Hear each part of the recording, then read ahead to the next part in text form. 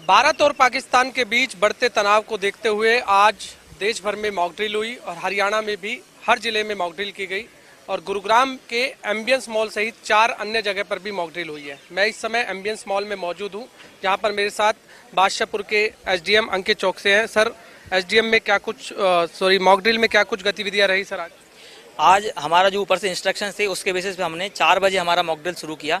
4 बजे एक अलार्म से हमारी शुरुआत हुई, जिसमें ये सिमुलेट किया गया कि हमारा जो गुड़गांव शहर है वो एरियल अटैक के अंडर है। जैसे ही सेकंड अलार्म बजता है उसके बाद हमारे कंट्रोलिंग एरिया के पास से मैसेज आता है स्टेजिंग एरिया पे कि यहाँ पे जो है इंसिडेंट हुआ है फायर का और उसके लिए आपको रेस्क्यू और रिकवरी के लिए आपको पहुँचना है। हमारी टास्क फोर्स वहाँ से स्टेजिंग एरिया ताऊ देवीलाल स्टेडियम से मूव करती है। हम करीब 20 मिनट में यहाँ पे पहुँच जाते हैं। उसके बाद हमारे फायर टेंडर जो है रेस्क्यू का काम शुरू करते हैं। हमारे सिविल डिफेंस के वॉलंटियर, एनसीसी के वॉलंटियर रेस्क्यू और जो रिकवरी का काम शुरू करते हैं। रेड क्रॉस का हमारा एक टेम्पररी हॉस्पिटल हमने सेटअप किया था, जिसमें जो हमारे जो इंजर्ड पर्सन आए थे उनका हमने प्रिलिमिनरी ट्रीटमेंट किया और हमने सिमुलेट किया कि जो सीरियसली इंजर्ड है उनको नियर बाई जो नियरेस्ट हॉस्पिटल नारायण हॉस्पिटल है उनको भेजा है।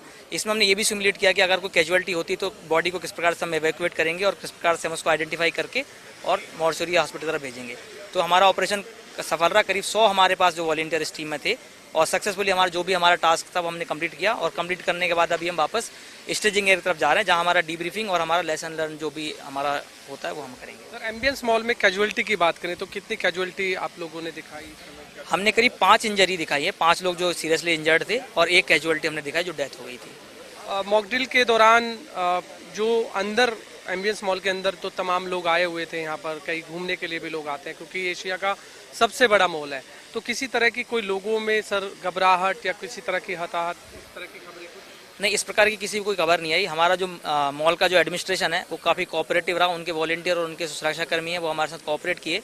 जैसे ही 4 बजे का हमारा सायरन शुरू हुआ, एम्बियंस मॉल की टीम ने सारे जो हमारे शॉपकीपर्स थे और जो भी हमारी पब्लिक थी उनको एवैक्यूएट करते हुए ग्राउंड फ्लोर जो बेसमेंट है वहाँ पे वो लेके गए और उसके बाद हमारी टीम जैसे ही आई उसके बाद हमने रेस्क्यू और जो रिहेबिलिटेशन वाला कार्यक्रम जो शुरू कर दिया था। कुछ लोगों को अवेयर भी किया गया कि किस तरह से मॉक ड्रिल के दौरान आपको करना है?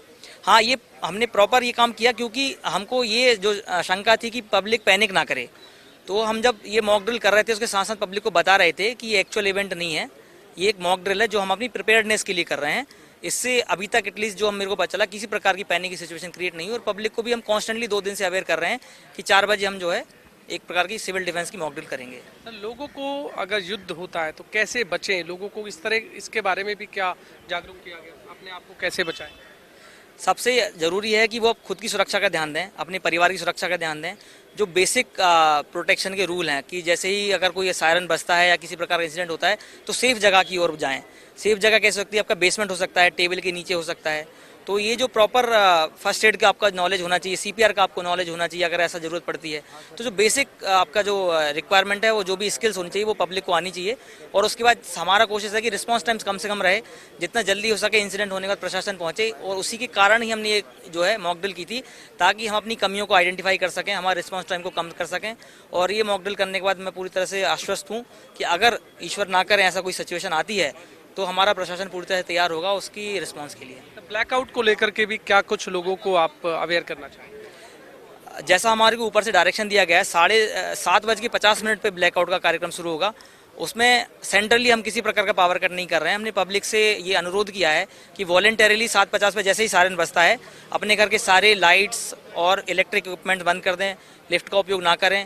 अगर कोई पब्लिक रोड पे कार चला रही है तो कार का जो हाई बीम से लो बीम पे कर लें और प्रेफरेबली अगर पार्किंग एरिया उसको पार्क करके किनारे हो जाएं। और करीब 10 मिनट तक ये सिमुलेशन चलेगा, उसके बाद हम जो नॉर्मल एक्टिविटी रिज्यूम कर सकते हैं। बहुत बहुत धन्यवाद। आपने सुना बादशाहपुर के एसडीएम अंकित चौकसे, जिन्होंने एम्बियंस मॉल पर मॉक ड्रिल की थी और इस दौरान उन्होंने ताबतोड़ से बताया कि लोगों को पहले से ही अवेयर कर दिया गया था कि ये जो मॉक ड्रिल है और इसमें अपने आप को अपनी सुरक्षा कैसे करनी है इस बारे में जानकारी दी गई। कैमरामैन जेडी के साथ गुलशन ग्रोवर, गुरुग्राम।